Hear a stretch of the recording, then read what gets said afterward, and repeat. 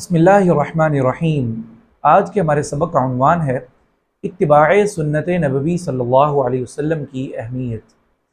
حضرت بلال بن حارث مزنی رضی اللہ تعالیٰ عنہ سے روایت ہے،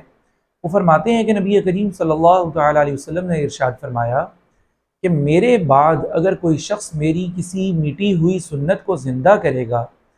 تو جتنے لوگ اس پر عمل کریں گے ان سب کے برابر اس شخص کو اللہ تعالیٰ اجر و ثواب عطا فرمائیں گے، اور ان تمام لوگوں کے اجر و ثواب سے ذرہ برابر بھی کمی نہیں کی جائے گی جنہوں نے اس پر عمل کیا۔ اور اگر کوئی شخص ایسا گمراہی کا طریقہ ایجاد کرتا ہے جس سے اللہ اور اس کے رسول صلی اللہ علیہ وسلم کبھی راضی نہیں ہو سکتے، تو اس طریقے پر جتنے لوگ عمل کریں گے ان سب کے برابر اس طریقے کو ایجاد کرنے والے کو گناہ ملے گا، اور ان لوگوں کے گناہ سے بھی کوئی کمی نہیں کی جائے گی۔ یہ جامع ترمذی کی روایت تھی۔ اسی طرح ایک روایت حضرت انس رضی اللہ تعالیٰ عنہ سے بھی نقل کی گئی ہے، وہ فرماتے ہیں کہ نبی کریم صلی اللہ علیہ وسلم نے ارشاد فرمایا، اے میرے بیٹے، اگر تم اپنے دل کی ہر وقت یہ کیفیت بنا سکتے ہو کہ اس میں کسی شخص کے بارے میں ذرہ برابر بھی کھوٹ اور کینہ نہ ہو تو تمہیں اپنے دل کی یہ حالت ضرور بنا لینی چاہیے۔ اور فرمایا کہ اے میرے بیٹے، یہ میری سنت ہے، اور جس نے میری سنت سے محبت کی اس نے مجھ سے محبت کی، اور جس نے مجھ سے محبت کی وہ جنت میں میرے ساتھ ہوگا۔ سبحان اللہ۔ اسی طرح حضرت ابن عباس رضی اللہ تعالیٰ عنہ سے روایت میں آتا ہے، وہ فرماتے ہیں کہ نبی کریم صلی اللہ علیہ وسلم نے ارشاد فرمایا،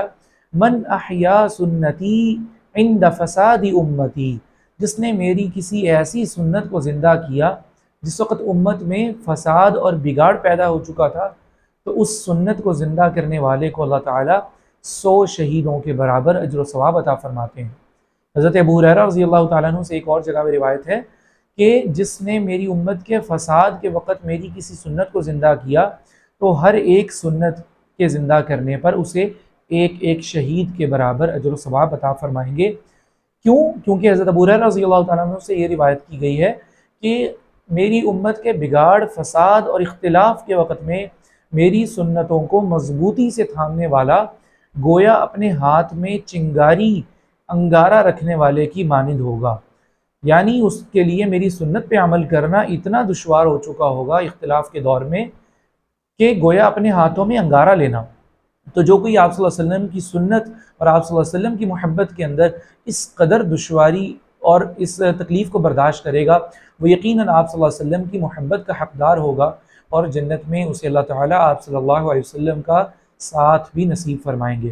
تو اللہ تعالیٰ ہمیں آپ صلی اللہ علیہ وسلم سے سچا عشق و محبت نصیب فرمائے، اور آپ صلی اللہ علیہ وسلم کی ایک ایک سنت کی کامل اتباع نصیب فرمائے۔